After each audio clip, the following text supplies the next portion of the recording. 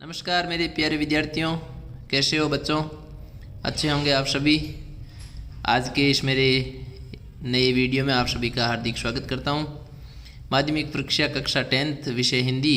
और आज के इस वीडियो में हम एक और मॉडल पेपर पर चर्चा करेंगे। महत्वपूर्ण प्रश्नों को हल करेंगे। आप वीडियो को अंत तक ज़रूर देखें, बहुत ही उपयोगी प्रश्न है आपके लिए। चैनल पर आप पहली बार हैं तो ज़रूर नीचे दिए हुए रेड बेल आइकन को दबा के सब्सक्राइब कर लेना। वीडियो पसंद आए तो लाइक ज़रूर कर देना। तो बेसिक जानकारी से शुरुआत करते हैं। हमेशा की तरह 3.25 घंटे का टाइम है आपके पास, जिसका ध्यान रखना है। पूर्णांक 80 अंक का है और 80 मार्क्स में कोशिश करनी है आपको कि 100% आपके अंक आएँ। इसके साथ ही सामान्य निर्देश जो हैं उसको भी ध्यान में रखें। सभी प्रश्न करने अनिवार्य हैं और आंतरिक खंड जो है उनको एक साथ करना है, जैसे कि पठित पद्यांश, गद्यांश और गद्य गद्यांश और पद्यांश जो आते हैं उनके सभी क्वेश्चन आपको एक जगह ही करने हैं, जो रोमन संख्या में दिए हुए होते हैं। अब शुरू करते हैं वीडियो को। तो यहाँ देखो, बहुविकल्पात्मक या बहुचयनात्मक जो प्रश्न है उससे शुरुआत करते हैं हम। ABCD के जो क्वेश्चन आएंगे आपके, पहला क्वेश्चन है, ईमानदार व्यक्ति का समान होता है में किस शब्द में विशेषण है? यहाँ पर देखो, पहला क्वेश्चन है, ईमानदार व्यक्ति किस शब्द में विशेषण है? तो विशेषण वो होता है जो विशेष्य की विशेषता बताता है विद्यार्थियों। तो व्यक्ति की विशेषता यहाँ पर ईमानदार शब्द बता रहा है, इसलिए इसमें राइट आंसर हो जाएगा विद्यार्थियों, ईमानदार। अगला क्वेश्चन है, कौन सा शब्द अन्य उपसर्ग से निर्मित नहीं है? क्वेश्चन को हमेशा अच्छी तरह से पढ़ें।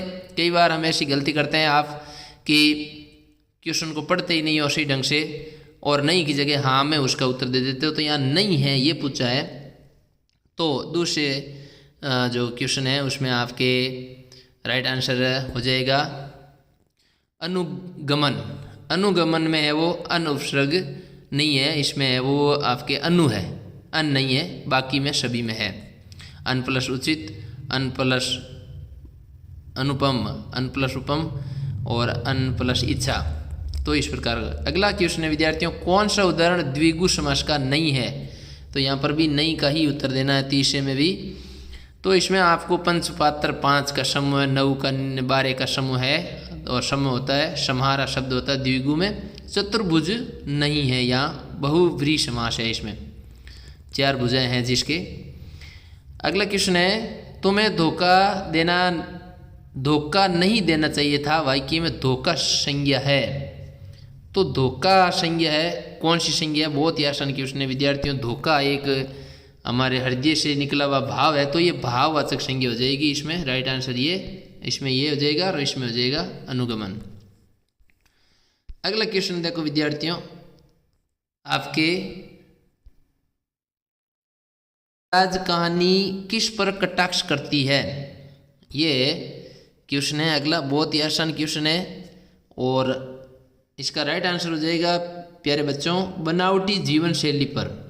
खीरे, बालम, खीरार वगैरह वो है जो उन्होंने खाए नहीं थे और सीधे बाहर फेंक दिए थे नवाब साहब ने सूंघ करके, तो बनावटी जीवन शैली थी।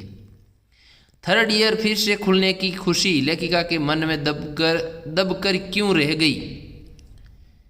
एक कहानी ये भी मनु भंडारी वाले पाठ से लिया गया है। तो इसमें आपको देखो उत्तर देखना है कौन सा है, प्रश्न संख्या 6 का। तो इसका उत्तर इसलिए रह गई क्योंकि उसी समय अगस्त 1947 में देश आज़ाद हो गया था, इसलिए इस खुशी, ये छोटी खुशी थी, ये बहुत बड़ी खुशी थी। तो ये राइट आंसर इसका हो जाएगा 6ठे क्वेश्चन का दे विद्यार्थियों। अगला क्वेश्चन है बच्चों, बाल गोविंद भक्त क्या कार्य करते थे? ये 6ठा क्वेश्चन है प्यारे बच्चों। तो यहाँ पर इसका राइट आंसर आप के लिए हो जाएगा खेती करते थे और वो कबीर जी के धाम और पंथ पर चढ़ाते भी थे। नेताजी का चश्मा कहानी किसके माध्यम से देश के करोड़ों नागरिकों के योगदान को रेखांकित करती है?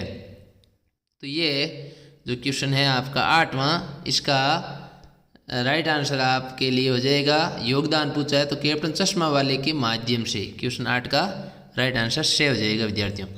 मुरझाकर गिर रही पत्तियां क्या संदेश दे रही है? तो ये आत्मकथ्य जयशंकर प्रसाद की लिखी कविता आत्मकथा का अंश के रूप में, तो उससे लिया गया है। तो क्वेश्चन नंबर 9 का आपको राइट आंसर करना है विद्यार्थियों। इसमें क्या होगा? मानव जीवन की क्षणिकता का, विपत्तियाँ जैसे गिरती है नष्ट हो जाती है, उसी प्रकार मनुष्य का जीवन है। हम भी पानी के बुलबुले की तरह हैं और अपना जीवन कभी भी समाप्त हो सकता है। कवि ने बांस और बबूल किसे कहा है? तो ये बांस और बबूल किसे कहा है? 10वां क्वेश्चन है। देखो तो यहाँ पर बांस और बबूल नागार्जुन ने खुद को ही कहा है, दंतुरित मुस्कान से लिया गया है। सूरदास अबला हम भोरी गुट चांटी ज्यों पागी में वाक्य में अबला शब्द किसके लिए प्रयुक्त हुआ है? तो यहाँ पर अबला शब्द बताना आपको विद्यार्थियों किसके लिए प्रयुक्त हुआ है। तो आप बहुत आसान है और राइट आंसर हो जाएगा विद्यार्थियों इसमें गोपियों के लिए। गोपियों ने अपने आप को अबला माना था उद्धव जी के सामने, मतलब उन्होंने बताया था कि भी हम इस प्रकार की हैं, भोली भाली हैं, कृष्ण प्रेम में रत रहती है। बादल किसका प्रतीक है? तो यहाँ बहुत ही आसान सरल क्वेश्चन है विद्यार्थियों। बादल किसका प्रतीक है? तो ना निराला की लिखी कविता है, इसमें बादल क्रांति का प्रतीक है विद्यार्थियों, ये आप ध्यान रखें। दे राइट है क्रांति। लेखक पिताजी के प्यार से झुझलाकर क्या करने लग जाते थे? है ना, झुझलाकर क्या करने लग जाते थे? तो इसका राइट आंसर आपको क्या लिखना है विद्यार्थियों? पिताजी की मूंछें नोचने लग जाते थे। तो इसमें आपको राइट आंसर जो है वो से करना है। लेखिका ने जब एक सिक्किमी युवती से पूछा क्या सिक्किमी हो, तो उसने क्या जवाब दिया? 14 क्वेश्चन का राइट आंसर आपको क्या करना है? जो उसने पूछा मैं इंडियन हूँ, ये उसने उत्तर दिया था। तो इसका मैं इंडियन हूँ ये राइट आंसर हो जाएगा। 15वां क्वेश्चन एबीसीडी अंतिम। कृतिकार वास्तव में किसके प्रति समर्पित नहीं होता? तो किसके प्रति समर्पित नहीं होता कृतिकार वास्तव में? तो इसका राइट आंसर 15 का आपको करना है बाहरी दबाव, यानी ये मैं क्यों लिखता हूँ आगे वाले पार्ट से लिया गया है। अब देखो कुछ रिक्त स्थान है जो आपको भरने हैं, आएंगे आपके एक एक नंबर के। जिन क्रियाओं के व्यापार या कार्य का फल कर्ता पर नहीं पड़ के कर्म पर पड़ता है, तो बहुत ही आसान है, उसे कौन सी क्रिया कहते हैं? तो कर्म पर पड़ता है, कर्म मौजूद है, इसका मतलब सकर्म क्रिया, तो उसके सकर्म क्रिया कहते हैं, सकर्मक क्रिया कहते हैं, सॉरी। तो सकर्मक लिखना है आपको यहाँ पर। जहाँ पर विसर्ग का लोप होकर उसके स्थान पर नया वर्ण आ जाता है उसे क्या कहते हैं? जहाँ पर विसर्ग का लोप और उसके स्थान पर नया वर्ण आ जाता है उसे क्या कहते हैं? तो दूसरी कहते हैं उसे विसर्ग संधि कहते हैं। तो यहाँ विसर्ग शब्द भरना है आपको। वह प्रत्यय जो संज्ञा शब्दों के अंत में जुड़ते हैं उसे तद्धित प्रत्यय कहते हैं, और जो संज्ञा सर्वनाम विशेषण के धातु के साथ जुड़ते हैं उसे कृदंत प्रत्यय कहते हैं। तो तद्धित और कृदंत ये आता है हमेशा प्रश्न इस प्रकार का, तो ध्यान रखें। जो संज्ञा शब्दों के अंत में जुड़ते हैं उसे तद्धित प्रत्यय। अगली अंतिम खाली जगह आपके लिए विद्यार्थी रिक्त स्थान है अविकारी शब्द या अव्यय शब्द। अव्यय और अविकारी एक ही है, दोनों सेम शब्द है, सेम अर्थ होता है। शब्द ही खाली जगह शब्द भी कहलाते हैं। तो यहाँ पर इसका आपको मैंने पहले बता दिया, अव्यय शब्द भी कहलाते हैं। तो यहाँ अव्यय आएगा ही के बाद में, खाली जगह में आपको भरना है। ये हो गया। अब देखो मैंने आपके लिए यहाँ पर ये अगला लिया अपठित गद्यांश। तो ये है आंतरिक खंड। अब इसके जो ये दे रखे हैं ना विद्यार्थियों, यहाँ पर ये सभी ये आपको एक जगह करने हैं। 1 से लेकर के 6 रोमन संकेत जो लिखे हैं ना प्रावलंबी तक, उपयुक्त गद्यांश का शीर्षक, तो ये सभी एक ही जगह करना है। इसको आप अलग जगह नहीं करोगे, जितने आ रहे हैं उनके कर लो, बाकी उनके नंबर लगा के छोड़ दो, खाली जगह बाद में कर सकते हो, लेकिन इनको करना एक जगह। इनको अलग जगह करोगे तो नंबर नहीं मिलते हैं। ये आंतरिक खंड इनको बोलते हैं। अब ये चाहे अपठित गद्यांश है, चाहे पठित गद्यांश है या पद्यांश है, तो ये ध्यान रखना है। इनको सब एक जगह यहाँ पर ही करना है अपनी कॉपी में। समझ लो ये कॉपी है तो यहाँ पर करना है, इनको जितना आए उतने कर लो, बाकी खाली जगह छोड़ दो। अब देखो कुछ महत्वपूर्ण प्रश्न और जो है वो खंड बे में हम चर्चा करते हैं उनकी। तो यहाँ पर देखो 6वां क्वेश्चन है मजहब यानी धर्म के प्रति समर्पित बिस्मिल्लाह खां काशी से बाहर होने पर बाबा विश्वनाथ के प्रति अपनी श्रद्धा किस प्रकार व्यक्त करते थे? तो ये क्वेश्चन है, इसका आंसर आपको यहाँ लिखना है। आपको क्वेश्चन नहीं लिखना है, क्वेश्चन संख्या लगा करके लिखना है। तो धर्म के प्रति समर्पित बिस्मिल्लाह खां काशी से बाहर होने पर बाबा विश्वनाथ और बालाजी के मंदिरों की दिशा की ओर मुंह करके बैठते थे। ये आस्था थी उनकी। और कुछ समय के लिए या कुछ पल के लिए वे उसी और शहनाई को घुमाकर बजाते थे। इस तरह वो अपनी आस्था और श्रद्धा प्रकट करते थे। यानी जिस तरफ मंदिर था उस तरफ बैठ जाते। अब देखो अगला क्वेश्चन क्या है, आयेशु कहा है कहिए किन मोई, क्या आज्ञा है मुझे बताइए। राम जी ने कहा परशुराम जी को। परशुराम श्री राम की इस बात को सुनकर परशुराम ने प्रतिक्रिया स्वरूप क्या कहा। तो राम जी की बात को सुनकर परशुराम जी ने प्रतिक्रिया स्वरूप कहा कि जिसने शिव धनुष तोड़ा वह हजारों भुजाओं के समान मेरा दुश्मन है और उसे इस समाज से अलग हो जाना चाहिए, अन्यथा सभी राजा मारे जाएंगे।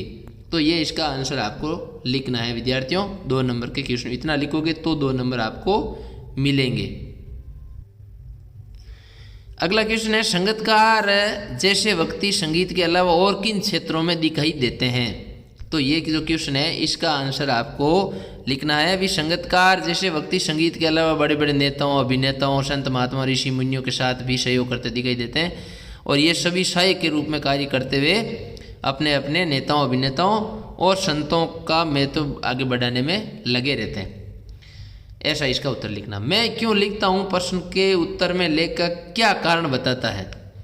तो लेखक खुद जानना चाहते थे कि वे क्यों लिखते हैं और इसका उत्तर देना उनके लिए कठिन हो रहा था, लेकिन लिखकर ही कोई लेखक अपने मन की मजबूरी को प्रकट कर सकता है और बेचैनी से मुक्त हो सकता है।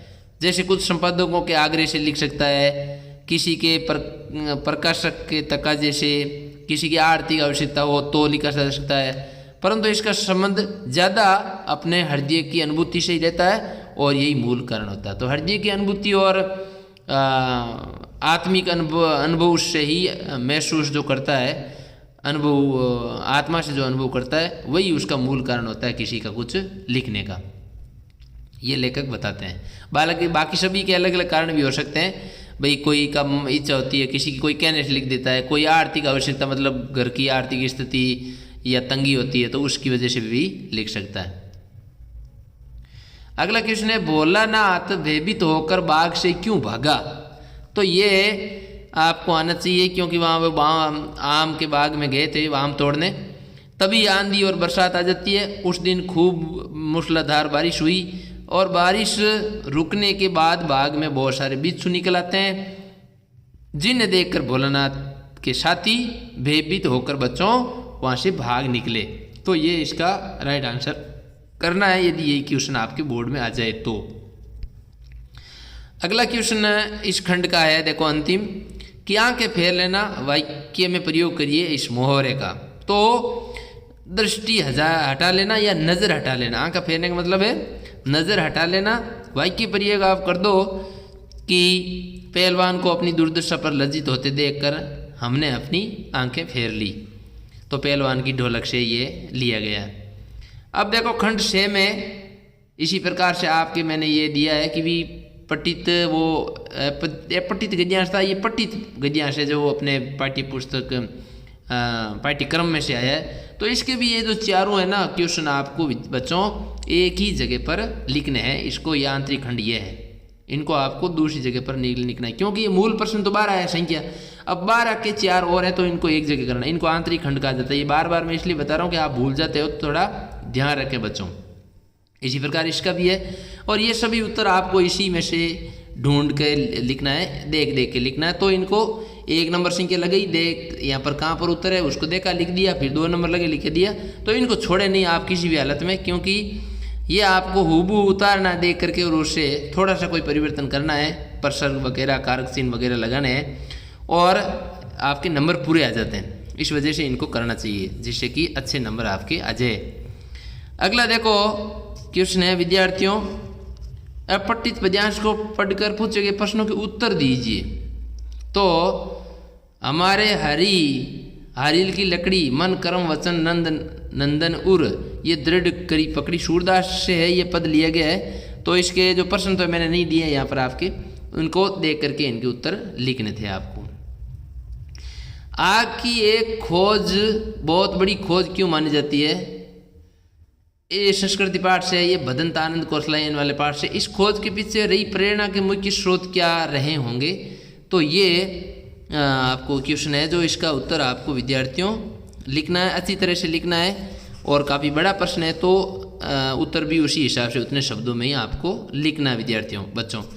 तो आग की खोज एक बहुत बड़ी खोज इसलिए मानी जाती है क्योंकि ये खोज हमारे जीवन को चलाने के लिए एक बहुत बड़ी आवश्यकता है, भोजन पकाने के काम आती है और आदि मानव से एक बहुत बड़ी खोज माना। साथ ही आज भी हमारे जीवन में इसका सर्वोपरि स्थान है आग का। इसकी खोज के पीछे पेट की ज्वाला शांत करना मुख्य प्रेरणा थी, जैसा कि पाठ में पढ़ा हमने। साथ ही प्रकाश के लिए, गर्मी पाने के लिए, हिंसक जानवरों से छुटकारा पाने के लिए, उनकी सुरक्षा के लिए भी ये प्रेरणा रही होगी। सर्दी में बचने के लिए आदि मानव इसका उपयोग करता होगा।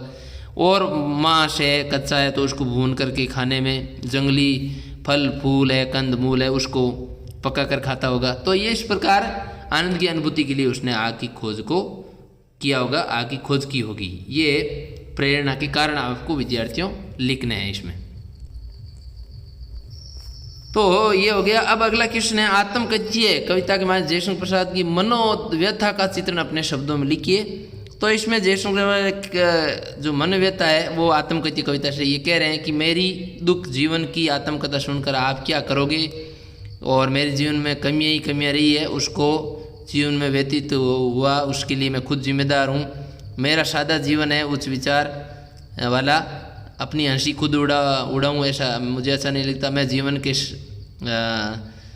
शास्त्रीय धर्म का जो सपना देखा था, यानी पत्नी का, अपनी जीवन साथी का, वह भी अधूरा रह गया। इसलिए मेरे जीवन में जो सीक्रेट है, रहस्य है, उनको जानकर क्या करोगे। मेरी व्यथा पीड़ाओं को तो हार थक कर मौन हो गई है। मेरी आत्मकथा तो भोली भाली है, इसलिए जैसा हूँ वैसा ही रहने दो।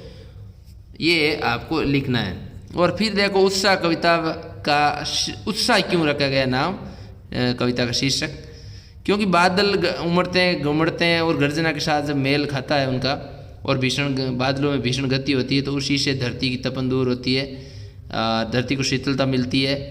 कवि ऐसी गति और भावना और क्रांतिकारी विचारों की शक्ति के साथ यह इच्छा रखता है कि उससे दुखी और पीड़ित जनता को सुख प्राप्त होगा। इसलिए वो उत्साह नाम उसने रखा, क्योंकि सभी दुखी थे ना, तो उत्साह नाम रखने से भी। अगला क्वेश्चन है तुलसीदास और यशपाल जी का कर्तृत्व वक्तव्य लिखे। तो तुलसीदास जी का आपको पता ही है, 1532 राजापुर गांव उत्तर प्रदेश में जन्म हुआ। राम भक्ति काल प्रमुख संत थे और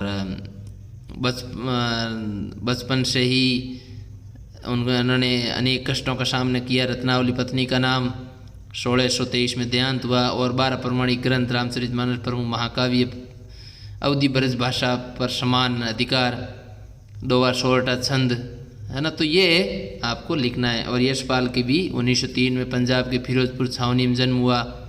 फिर उस समय लाहौर 7 में लाहौर कॉलेज में पढ़ाई की। सूरज झूठा सच उनका प्रमुख एक महत्वपूर्ण उपन्यास है। तरक्का तूफान कहानी है उनकी। और मृत्यु 1976 में हुई थी। तो ये आपको करना है। उसके बाद देखो विद्यार्थियों, ये निबंध भी दिए मैंने, ये इसलिए दिए हैं कि आपको ऐसे लिखना है। अब इसमें क्या है, ये 4 निबंध आएंगे मान लो प्रश्न में। आप कई विद्यार्थी इसमें बच्चे क्या करते हैं, 4 में से 2 कर देते हैं। तो आपको 2 नहीं करने, सिर्फ इनमें 4 में से जो एक अच्छा लगे या जो आपको आता हो, ज़्यादा जिस पे पकड़ है, बेहतर ज्ञान जिसके बारे में है आपको, तो उस पर लिखना है, एक पर लिखना है, चाहे आप कोई भी लिखें। उसको लगाना है, विषय लिखना है उसका, और अंडरलाइन करके फिर उसके बिंदुओं को, ये जो बिंदु दे रखे हैं उन्हीं बिंदुओं को वापस लिख करके उसका वर्णन करना है। तो ये ध्यान रखें। और उसके बाद देखो मैंने ये दिया है कि शैक्षणिक भ्रमण हेतु एक प्रार्थना पत्र लिखिए। तो ये भी आप ध्यान रखें कि शैक्षणिक भ्रमण हेतु आपको प्रार्थना पत्र लिखना है इस प्रकार से।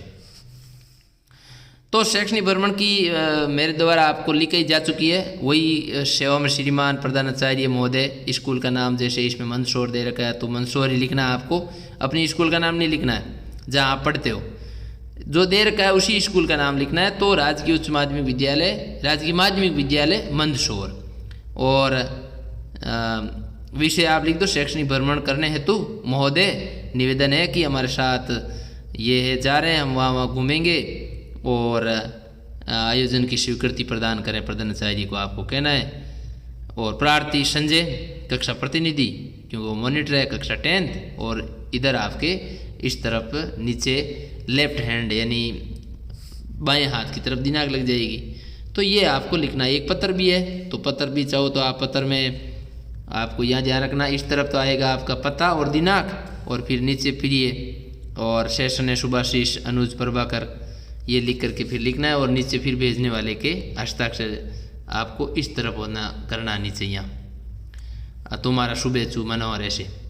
तो ये ध्यान रखना है। अब आपके देखो विद्यालय के वार्षिक उत्सव विद्यार्थियों द्वारा निर्मित हस्तकला की वस्तुओं की प्रदर्शनी के प्रचार हेतु लगभग 25 से 50 शब्दों में एक विज्ञापन लिखिए।